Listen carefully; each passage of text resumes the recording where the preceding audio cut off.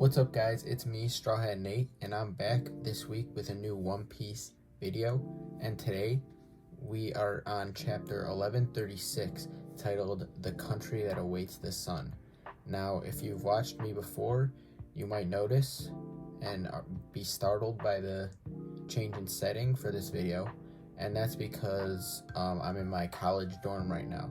And it's been 3 weeks since the last chapter though, because of Christmas and New Year's, but that's alright because Oda is back with a banger to start the new year.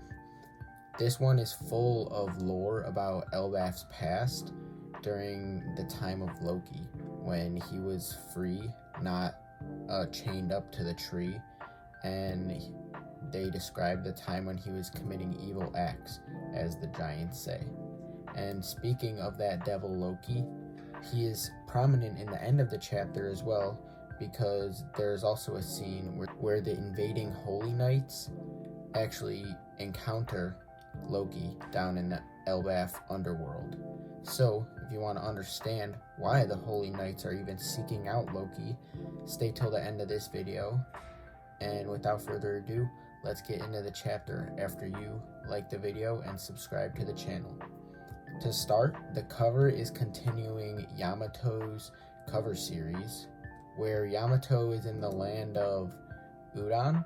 In this cover, Hold'em is leading Yamato, Speed, and Ulti to a shrine-looking building, which is referred to as a secret hidden base, and we'll see what's inside next time, but it's obviously going to be who's who's, because there's a huge figure of his face on the building. But now we begin the actual chapter, where the party is in full swing in the middle of the western village of Elbaf, and everyone from the humans and giants are having a great time eating and drinking, and Luffy is bonding with Jarul, the elder, and meanwhile Usopp is going around telling all of the giants his great lies, such as the lie that he alone defeated the mighty Oars, which we know it was a group effort, and Usopp's lies leave the giants pretty impressed.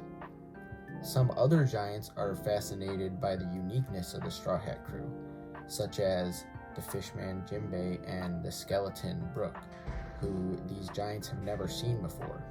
The giants don't tend to travel as much as they used to, so that is why they're shocked by these unique individuals. Also, Sanji is going around having a field day with the giant ladies, since this is an absolute dream for him. And then Road, who looks beat up and disgusting at this point, attempts to get forgiveness from Nami, but Zoro threatens to kill him, putting him in his own place. And Gerd lets Road know that the Straw Hat crew could easily beat him if he even looked at their bounties, and he would have never stood a chance in a fight. Then he mentions that all he wanted to do was be the sun god, which is what every giant wants to do. And then this sends the whole party into a spiral. All the giants in the party start big arguments because some believe that the sun god is the god of liberation, but some giants think he's more of a being of destruction, which will get explained a little bit in a second. Luffy asks about the sun god because he still doesn't know that he himself is the sun god, but multiple people have told him he looks like it.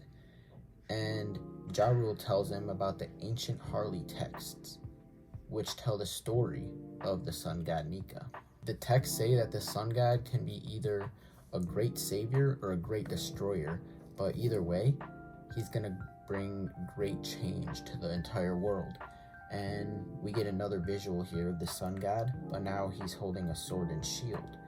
And Luffy tells Jarul that people such as Bonnie and Ripley keep telling him that he looks like the sun god, but he always denies these claims. His denial of being the sun god causes the other giants, such as Haruden, to tell him that he shouldn't be so dismissive of the idea of being the sun god, because all these giants love and worship the sun god Nika. But then Jarul begins to change the topic, to tell the story of Loki, who also attempted to be like the sun god Nika. Luffy thinks that since the sun god was good in a lot of people's eyes, then Loki might also be good, which immediately gets shut down by all the giants, who absolutely despise Loki. Luffy still hasn't told anyone about his encounter with Loki yet. And so the giants call Loki the accursed prince, since from the time of his birth, bad things happened all over the island. Some of these include the death of a royal horse, the death of the elder Jorul, and the death of the queen of Elbaf. And by the age of 10, Loki was already a force of natural destruction, going around pillaging Elbaf villages and setting them on fire. But he just wanted to be like the sun god Nika, the way Nika was described in the stories. And the whole story climaxes when he kills his own father, the former King Harald, which the giants considered a great benevolent king who was doing great things for the island. And then Jorul ends the story by saying that red-haired Shanks ended the reign of the evil Prince Loki 6 years ago, when he defeated him and tied him up to the tree. And that obviously gets Luffy's attention, because Luffy wants to know if Shanks is here, but the giants don't know about his whereabouts, even though they were just with him when Shanks defeated Kid a while ago. And then we cut to maybe an hour later outside of the village, where Luffy and Zoro go over their situation. Luffy told Zoro, and only him, about his encounter with Loki, and Zoro is apprehensive about helping the giant that was just described as being an evil monster of destruction. And Luffy is just blinded by the idea of seeing Shanks again, so he still plans on finding the key to free Loki. But Zoro thinks about it more deeply, unlike Luffy. In the end though, Zoro will agree with whatever his captain does, so they plan to go to the castle to find the key now. Before they go, Nami stops them because she wants to also go to the castle in hopes of finding treasure. And the 3 OG Straw Hats now, Luffy, Zoro, and Nami, take off for the castle. And they're also accompanied by Nami's new slave, Road. It's kind of a weird situation because Road wants to be her slave, but Nami's just gonna make sure that the creepy Road will never get close to her at all.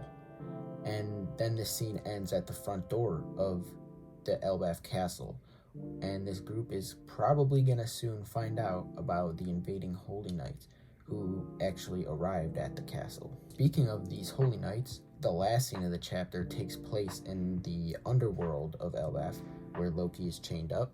2 Holy Knights have arrived down there, and they actually ask him to join them as Holy Knight, which is a shocking revelation considering how the celestial dragons always like to stay pure and they hate anyone that isn't a celestial dragon.